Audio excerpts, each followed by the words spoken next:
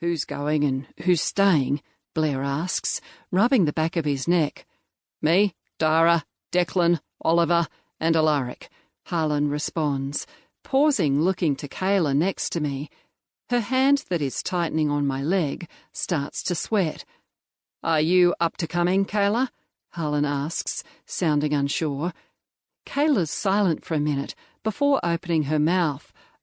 I'm not ready just yet," she stutters out. I reach down and give her hand a squeeze, telling her it's okay. She doesn't have to be ready just yet. If we are to run into any trouble, she could freak out, and it could be a trigger that she's not ready for. "That's fine. You can stay here with Blair and Jolie," Harlan says, offering her a smile. Oliver claps his hands together.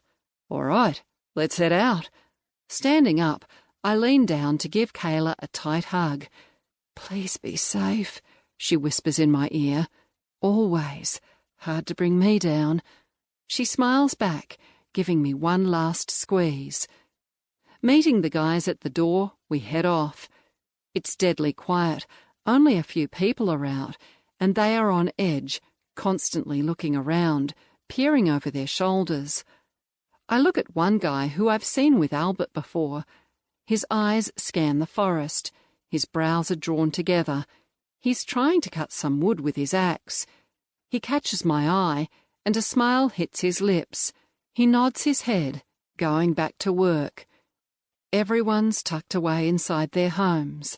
Not one child is out playing. This hits me hard.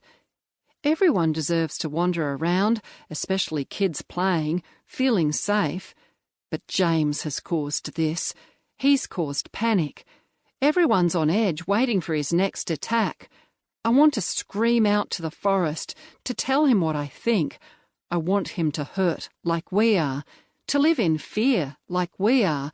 The only way I'm going to hurt him is by finding the ruby stone and finishing this once and for all. Oliver places his arm around my shoulder, bringing me back from my thoughts. "You ready, Vixen?" he mentally asks me.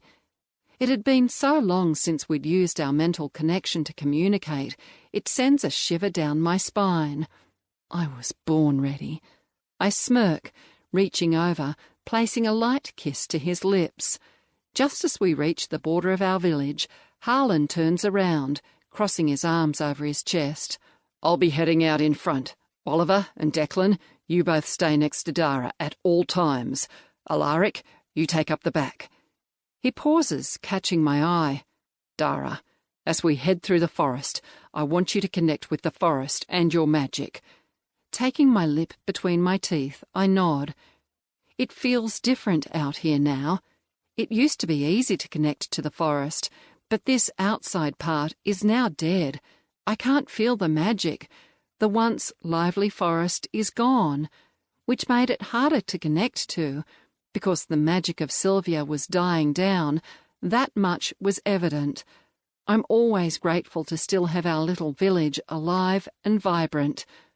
We continue on, but I instantly stop as I hear a crack of thunder followed by bright lightning that lights up the sky. Glancing up, I notice the skies are turning darker and darker as each second goes by. I notice the guys are up ahead still walking, unaware that I've stopped. They're looking up at the sky, noticing the change, but haven't noticed that I've fallen back. Alaric stops coming up from behind me. "Storm's coming in strong. Maybe you should try connecting to the forest now, before we head back," he suggests, just as more thunder rumbles around us. "I'll signal for the guys to stop," he says, walking away. Kneeling down, I place my hands on the dry, blacked-out forest floor, grabbing onto the dirt. Closing my eyes, I take several deep breaths, trying to calm down my beating heart. The thunder roars aggressively from above, putting me off slightly. Focusing on the soil between my fingertips, I manage to bring my breathing back to normal. Reaching within, I find my blue magic, giving it a light tug, bringing it to the surface. "Please help me find my ruby. Please help me find my ruby," I repeat over and over again.